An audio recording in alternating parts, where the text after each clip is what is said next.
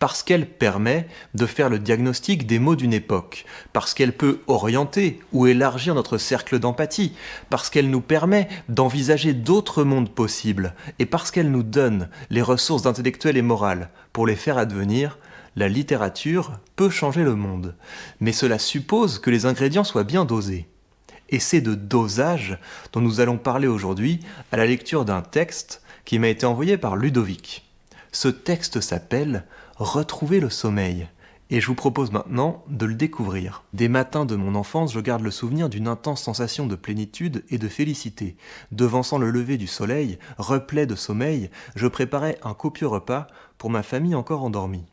J'arrachais à la paresse 2 gentilles heures pour priser l'air froid de janvier et contempler, dans le crépuscule glacial, l'essor timide du petit jour. Je me souviens d'un sentiment de force, de puissance, quand par l'impulsion volontaire, qui malgré la fatigue m'arrachait au drap chaud et confiné, je sortais dans la nuit et laissais le vent froid me caresser les joues. Peu de souvenirs me sont aussi chers. Adulte désormais, enlisé dans la vie métropolitaine, je suis intoxiqué, harcelé d'écran, piètrement anxieux. Mon sommeil n'est plus qu'une toile déchirée, un rideau irrégulier, raccommodé de lambeaux éparses. Quand à 6h30 la lumière bleue de mon téléphone portable me crève les pupilles, je dois trouver la force de ne pas appuyer sur reporter. Ceci enclencherait la spirale déflationniste de la volonté et dans un réveil précipité me forcerait finalement à sacrifier les maigres minutes qui semblent encore m'appartenir, celles du petit matin. Il faudrait alors se précipiter tout en sueur dans l'heure et demie de puanteur et de promiscuité que promet le métro parisien. Je me lève brutalement, laisse éventrer le lit dont les draps seront froids et hostiles quand je voudrais m'y envelopper à nouveau. Je vocifère contre le monde, et chacun y prend pour son grade. Pourquoi tant d'acrimonie dès le matin? Mes collègues, les braves collègues, semblent totalement embrasser les journées de travail. Je suppose que si une chose doit nous réunir, en tant que médiocres employés, c'est bien la difficulté du réveil, la détresse matinale. Nous devons sacrifier une journée de notre existence pour remplir des tâches définies par la rationalité de l'entreprise et par les aléas du marché et de l'actualité, aux côtés d'êtres qui nous sont imposés et dont nous nous passerions volontiers. Ils maintiennent l'illusion pourtant. Ils semblent tout à fait prêts, dès leur arrivée au bureau, à relever les challenges de la journée. Puteaux est vive et pétillante ce matin. Les tours reflètent l'éclat du soleil. Le levant injecte ses aquarelles rose-orangé dans l'immense félicité de l'azur. Ces jolis tableaux sont la seule beauté de mon monde, avec aussi la vue depuis mon open space. J'achète un pain au chocolat. Ces premiers signes, par je ne sais quel atavisme, me laissent anticiper une belle journée. J'oublie, peu à peu, le manque de sommeil. Mon téléphone se met à vibrer anormalement, ce qui, pour un consultant en communication, n'est jamais bon signe. Je consulte mes mails, les doigts gras de beurre chaud. On m'appelle, le Canard enchaîné a publié un article, Dominique Zac est accusé d'avoir des comptes offshore. Dominique Zac est le PDG de Fresco, géant de la grande distribution dont nous gérons les relations presse et les affaires publiques. Une telle accusation peut conduire à un désastre financier et dégénérer en une fluctuation du cours des actions Fresco. Dans le jargon, on appelle ça une situation chrysogène. Je suis de ceux qui doivent défendre un patron du CAC 40, nier ses malversations, sans me préoccuper de savoir si elles sont effectives ou non. On m'envoie au front des journalistes.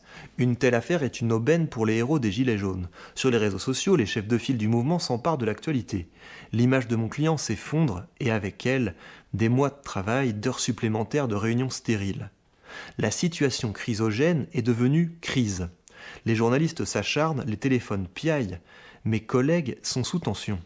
Pour ma part, je ne souhaite pas défendre ce personnage, non pas par atavisme, cette fois-ci, mais par conviction.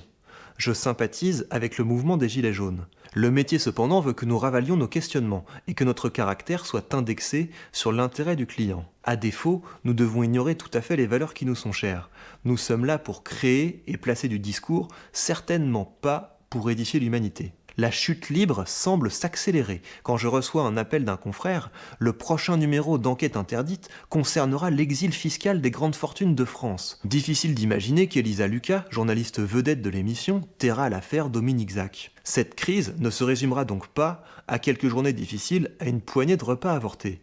Il faudra mettre en place une cellule de crise et d'ici là, la vie sera précaire. Je ne peux espérer dormir convenablement jusque-là. Je ne l'espérais pas. Mes collègues m'engueulent encore. Parmi tant de préoccupations, j'ai oublié d'envoyer un document à la journaliste. Ça arrive tout le temps. Pourquoi on ne me vire pas ? Ma principale préoccupation restera mon profond conflit intérieur. Je veux voir Dominique Zac tomber, les employés de Fresco courir dans des nuages de gaz. Mais ça, ce ne serait que plaisir égoïste, désir de décadence. Quand arrive la cellule de crise et que le documentaire roule sur les interviews quelconques et les images choquent, une légère nausée baigne ma gorge. Mes collègues fustigent ceux qui exigent l'équité, ridiculisent les agriculteurs aux fins de mois impossibles, qui n'ont pas compris le débat, ils appellent beaufs ceux dont ils ne comprennent pas la souffrance. Ils semblent ne se poser aucune question. Peut-être cachent-ils leur double jeu avec brio. Concernant Enquêtes interdites, les réactions du monde médiatique furent unanimes. Quel piètre journaliste, les chiffres sont faux, un peu de sérieux, ne prenons pas les téléspectateurs pour des idiots. Elisa Lucas, votre salaire est de... Les héros de l'influence médiatique auront discrédité l'émission dès les premières minutes de sa diffusion. Les informations ayant été totalement brouillées, la seule manière pour un citoyen de connaître la vérité aurait été d'accéder aux détails tortueux du montage financier mis en place par Dominique Zac, et ce, depuis des années. Il était difficile pour les téléspectateurs, et pour nous-mêmes, de discerner le vrai du faux. Je pensais à George Orwell tout à coup. La soirée prit fin à minuit, je dois rentrer à pied. Au loin, les tours colossales abritant des entreprises dont les dirigeants faisaient probablement face aux mêmes problématiques que le PDG de Fresco. Tout ceci envoyait des petits signaux lumineux dans la nuit. L'avenue de la Grande Armée, la Porte-Maillot, la place de l'Étoile, tout vrombissait. Les lampadaires vomissaient leur lumière orangée sur le vieux goudron mouillé. Dans quelques jours commencera la grève générale interprofessionnelle contre la réforme des retraites. Si je m'arrête de marcher, si je tends l'oreille, je peux déjà presque entendre d'avance la clameur des manifestants. Quelque chose me donne envie de les rejoindre. Pour l'instant, il faut rattraper tout ce sommeil. Demain, 8 heures. Je suis en lambeaux dans la ville. Merci beaucoup Ludovic, c'est un bon texte, j'ai pris plaisir à le lire. Je trouve que le contraste entre le réveil de l'enfant et celui de l'adulte est saisissant. Je trouve que le rythme est bon.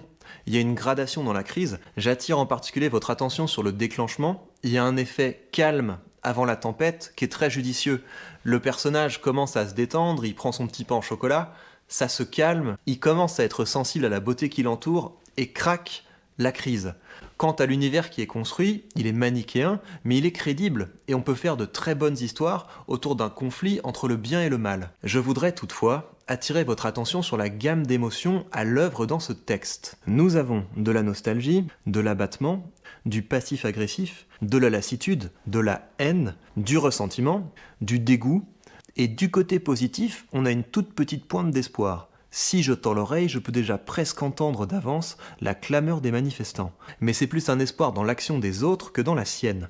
Je vous déconseille de passer trop de temps dans cette gamme. C'est une gamme qui ne peut être utile que dans la mesure où vous parvenez, dans un second temps, à la changer en espoir, en optimisme et en détermination. D'ailleurs, c'est tout à fait possible que ce soit le projet de l'auteur. On peut très bien imaginer avec ce texte le début d'un roman d'initiation, d'un roman de conversion, où l'auteur deviendrait le héros d'un mouvement qui parviendra à faire advenir un monde meilleur. Mais les émotions comme la haine, le ressentiment et le dégoût sont de tels poisons que c'est souvent un point d'arrivée. Beaucoup de gens passent une vie à s'enfoncer de plus en plus dans une spirale qui ressemble à ça. Les problèmes sont bien visibles et pourtant rien ne change. C'est sans doute que les méchants ont de puissants complices qui verrouillent le système. Le monde serait tellement mieux si on pouvait se débarrasser de tous ces méchants. Mais pourquoi personne ne bouge ? C'est sûrement que le système, etc.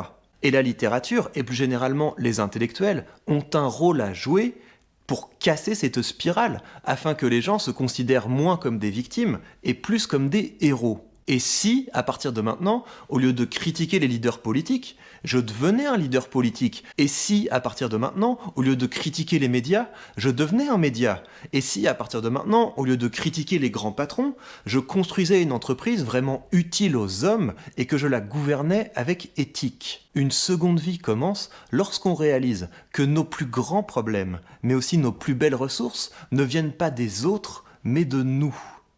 Merci beaucoup Ludovic pour ce texte, je lui souhaite une suite lumineuse. Quant à vous tous, prenez bien soin de vous et de votre esprit.